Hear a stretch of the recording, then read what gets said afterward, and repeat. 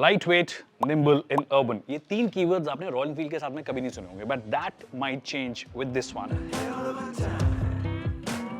This is the flying flea C6, जिसे कि आज इंडिया में अनवील कर दिया है, शोकेस कर दिया है। बहुत कम इन्फॉर्मेशन है, बट जितनी भी इन्फॉर्मेशन है वो सारी मैं आपको आज बताने वाला हूँ। नमस्कार, खमागणी देवी सज्जनों, मेरा नाम है विकास योगी, आप देख रहे हैं और योगी, और आज बात फ्लाइंग फ्ली C6 की होगी।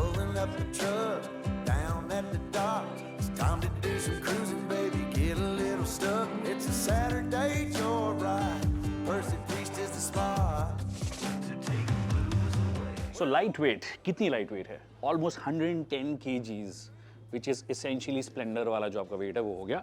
But how did they achieve it? 2-3 materials है। फोर्ज्ड एल्यूमिनियम का बहुत ज़्यादा इस्तेमाल हुआ है, चाहे आप पूरे फ्रेम की बात कर लीजिए तो cast aluminium, forged aluminium, all the lightweight materials जो हैं वो इन्होंने यूज़ किए हैं। इनफैक्ट जो बैटरी पैक है इसका साइज़ नहीं पता है, बट मैग्नीशियम केसिंग से की है, जिससे कि एक तो हीट मैनेजमेंट वो इसी तरीके किया है कि आपको एयर कूलिंग भी ऑफकोर्स मिले। सस्पेंशन है, गर्डर फोक्स यहाँ पे इस्तेमाल किए हैं, जो यूजुअली हम बहुत पुरानी मोटरसाइकिल्स हैं उनमें देखते हैं। बहुत पुरानी मोटरसाइकिल्स मतलब वर्ल्ड वॉर 2 के टाइम पे यूज़ होने वाली, या 40s में या 50s में यूज़ होने वाली, उसको थोड़ा सा फोर्ज्ड एल्यूमिनियम मटेरियल के साथ में इस्तेमाल करके वो एस्थेटिक अपील को तो डेफिनेटली बढ़ा रहा है। बट क्या ट्रैवल अगर आप देखोगे तो बहुत ही छोटा सा ये आपको यहाँ पर नज़र आ रहा है, तो ट्रैवल बहुत ज़्यादा नहीं है, तो बहुत ही अर्बन सेंट्रिक इसे रखा गया है।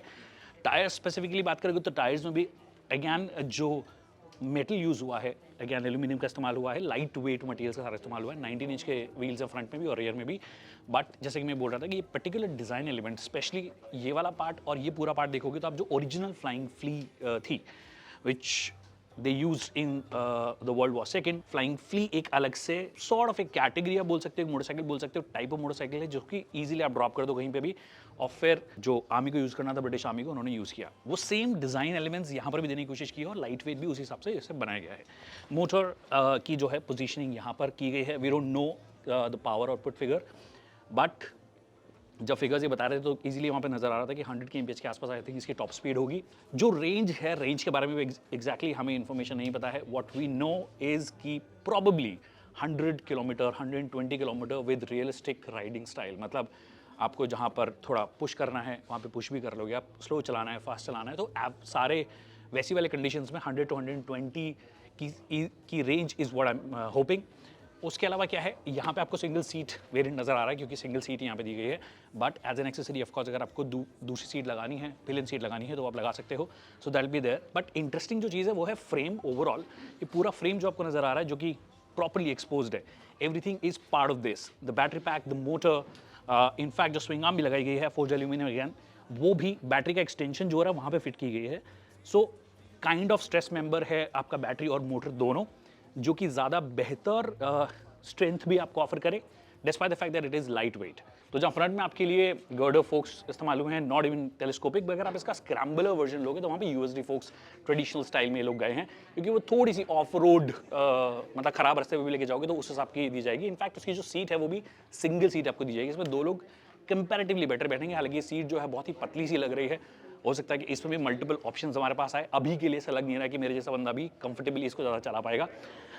फिर मोटर की बात हो रही है, मोटर जो है बेल्ट ड्रिवन है, मतलब रियर की साइड ऑफ कोर्स आपकी पावर आ रही है, तो वो आपको दी गई है। पावर आउटपुट फिगर्स अगेन नहीं पता है हमें। Styling is kind of homage to the original flying flea, तो उसके अंदर ना कि सिर्फ डिज़ाइन प्लस जो लाइट वेट होना है, जो निम्बल होना है, वो चीज़ें भी इन्होंने यहाँ पे ऑफर की है। कई सारी स्पेसिफिकेशन रिलेटेड चीज़ें मेरे पास है नहीं, बट जो चीज़ें हैं वो मैं आपको दिखा देता हूँ। सबसे इंटरेस्टिंग, छोटा सा handlebar, easy to manoeuvre, बहुत ही लाइट वेट ऑलरेडी फील हो रही है, स्प्लेंडर से ज़्यादा हल्की फील हो रही है, क्योंकि जो सारा वेट है वो लोअर डाउन आपको मिलता है। बट टॉप से अगर आप देखोगे तो इस तरीके का ये सब चीज़ें मिलती है। 3.5 इंच की आपके लिए स्क्रीन दी गई है, जो कि टच सेंसिटिव भी है। कुछ एक इंटरेस्टिंग चीज़ें की गई है, कई बाइक्स हमने देखा इलेक्ट्रिक मोटरसाइकिल्स में या फिर स्कूटर्स में कि हर चीज़ टच होती है। मोड्स भी एक्सेस करने हो तो आपको टच करके करना पड़ेगा।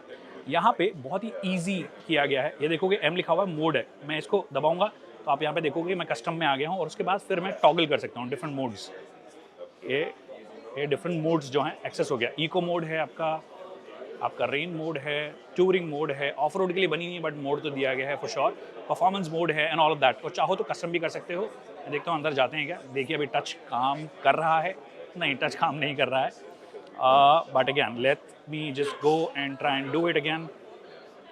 ये कस्टम हो गया, अंदर हम जाएंगे तो ये डिफरेंट आप दिख रहा है कि एबीएस की सेंसिटिविटी मेरे को कैसे रखनी है, डिफरेंट मोड्स के कस्टम मोड में कैसे रखनी है वो रख सकते हो। वैसे हर मोड के हिसाब से भी चेंजेस होते हैं। तो ट्रैक्शन कंट्रोल जो है, पावर जो है, स्टेट ऑफ चार्ज वगैरह भी आपको दिखा रहा है, बट कई सारी चीज़ें यहाँ पे कस्टम ईजिली हो सकती है। नाउ वी गो बैक, और ये स्क्रीन इस तरीके से थोड़ी सी लाइट अप होती है, फ्लाइंग फ्ली का लोगो आता है, हल्का सा स्लो है क्योंकि अभी एक्चुअली थिंक फाइनल मॉडल नहीं है, इस वजह से थोड़ा स्लो आपको हो सकता है नजर आए। उसके अलावा क्या है, हैंडल बार में अगर आप देखोगे तो यहाँ पे क्रूज कंट्रोल भी आपको दिया गया है। आप इसको टैप करोगे और उसके बाद में जो भी स्पीड पे आप चल रहे हो, बेसिकली अगर आप इसको एक सिंगल टैप कर दोगे तो वो स्पीड पे क्रूज कंट्रोल आपका एक्टिवेट हो जाएगा। बड़ा नहीं है, हल्का सा थ्रॉटल दीजिए, मान लीजिए 50 पे चल रहे थे, 60 पे आ गए, फिर वापस से टैप करोगे 60 पे आ जाएगा। और कंप्लीटली कैंसिल करना है तो सिंपल ब्रेक लगाओगे से फिर कैंसिल हो जाएगा। फिर और भी कई सारी चीज़ें हैं। ये इंजन किल स्विच वाला उसको रिप्लेस करता है, basically motor kill switch button आप इसको बोल सकते हो। आप इसको दबाओगे तो मोटर जो है कंप्लीटली आपकी डिसेबल हो जाएगी और स्क्रीन भी जो आपकी ऑफ हो जाएगी। वापस से दबाओगे वापस से ऑन हो जाएगा। तो ये कुछ चीज़ें यहाँ पे दी गई है। टॉगल करने के लिए बटन दिए गए हैं। तो सरफेस लेवल पे अगर आप बात करोगे तो मोटरसाइकिल जो है वो रेडी है, बट सॉफ्टवेयर लेवल पे अभी भी कई सारी चीज़ें इंप्रूव होनी है। 75% में अगर आप देखोगे तो चार्ज 75% स्टेट ऑफ चार्ज में 92 किलोमीटर की रेंज दिखा रहा है। तो जैसे कि मैं बोल रहा था आपको कि आप रफली 120 kilometre is what you can expect. Vehicle mode में जाओगे तो इसमें डिफरेंट मोड्स हैं, क्योंकि 4G कनेक्टिविटी भी आपको मिल रही है। तो वो सब चीज़ें आपको यहाँ पे डेफिनेटली मिल जाएगी। स्टैंडर्ड है, प्राइवेसी, इनकॉग्निटो में कुछ करना हो तो वो कर सकते हो, फ़ोन उठाना हो, काटना हो, कनेक्टिविटी के सारे फीचर्स दिए गए हैं। बट अभी तक 4G कंपैटिबल है और जब फ्यूचर में भी आएगी तो 4G कंपैटिबल ये रहने वाली है। व्हाट एल्स, क्योंकि इलेक्ट्रिक मोटरसाइकिल है तो आपके लिए मल्टीपल मोड जो हैं, फिर उसके अंदर इको मोड हो जाएगा, सिटी मोड हो जाएगा, एक ऑफ रोड मोड भी दिया गया है, but with the girder forks of course you just can't go off road. For that probably S6 आपके लिए ज़्यादा बेहतर होगी। It's an interesting take on the original flying flea. काफ़ी लाइट वेट, बहुत ही श्रिंक, मतलब ऐसी इतनी पतली आपने रॉयल एनफील्ड देखी नहीं होगी, जो कि यूजुअली आप एसोसिएट करते हो कि थोड़ा रोड प्रेजेंस है, थोड़ी बड़ी है। इसी वजह से जो बायर भी अगर आप बात करोगे, प्रोफाइल की भी बात करोगे, तो वो जनरली वो वाला बायर होता है जो टेक्निकली क्लोज टू 30 है, क्लासिक 350 जा रहा है। This will probably excite lot of young buyers as well. और यूनिसेक्स अपील भी इसके साथ में की गई कि पतली सी बाइक है, आराम से चला लो, 110 किलो की है, technically you can take it anywhere. So ये पूरी फिलॉसफी है इस मोटरसाइकिल की। आपको क्या लगता है?